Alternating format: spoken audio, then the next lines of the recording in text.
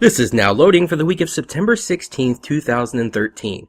We have yet another busy week this week as we frantically head towards the holiday season, which will of course see the release of two new consoles in the PlayStation 4 and Xbox One. That doesn't mean we don't have things to talk about now, including a huge blockbuster this week, so let's get right into it. If the Indiana Jones series were made into a first-person video game, it might look a little something like Deadfall Adventures.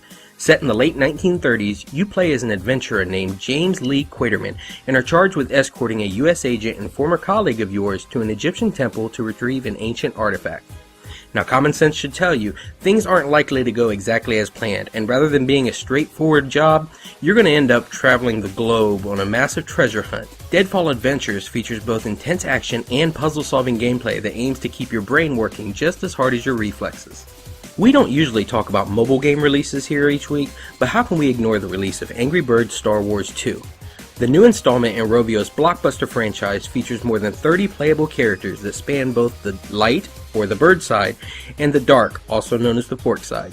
And obviously that means this time around you're going to be controlling both the birds and the pigs.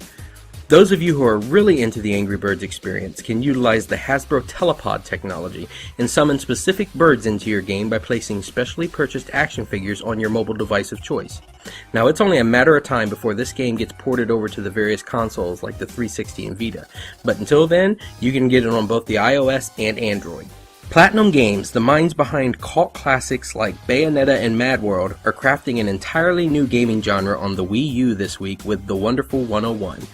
You control a horde of superheroes and can turn them, collectively, into objects that are called Unite Morphs.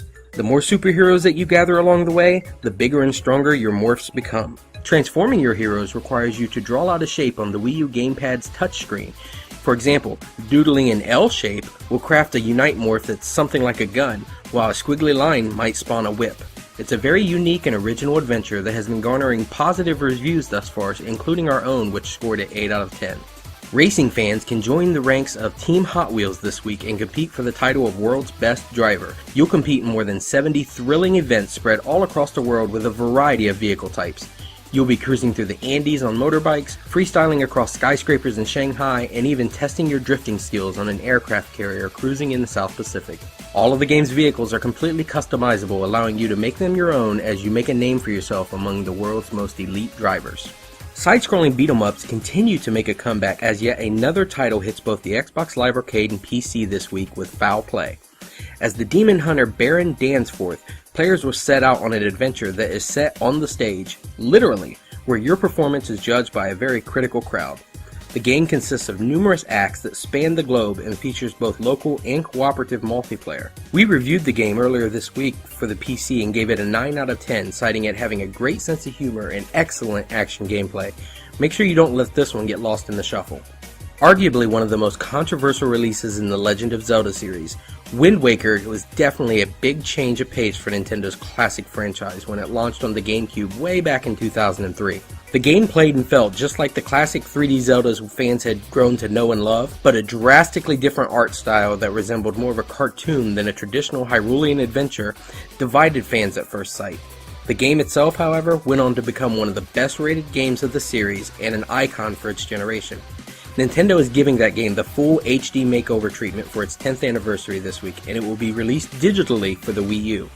Wind Waker HD takes the original GameCube adventure, upscales it to full 1080p visuals, and adds a variety of interface and control alterations that make use of the Wii U's unique gamepad. Now, the game is available digitally through the Nintendo eShop this week, but you'll be able to find it in the stores early next month. Even non-gamers can tell you what the big game is this week as Rockstar Games finally launches Grand Theft Auto V for the PlayStation 3 and Xbox 360. Now, the latest entry in what is arguably one of the most highly rated and highly controversial series in the video game industry takes things out to the fictional California city of Los Santos. Players are given free reign over the entire massive city as they control 3 distinct characters whose lives all intersect. The reviews of the game have been absolutely phenomenal thus far, including numerous perfect scores from some of the bigger outlets in the industry. The game will also be getting an online component next month in the form of GTA Online, which will allow you and up to 15 of your friends to coexist in a persistent world where they can either work together or go head-to-head for total control of their virtual living space. This is definitely one you will not want to pass up. For more information on all of these games and much more, including full reviews of a lot of this week's releases, be sure to check out GamingNexus.com.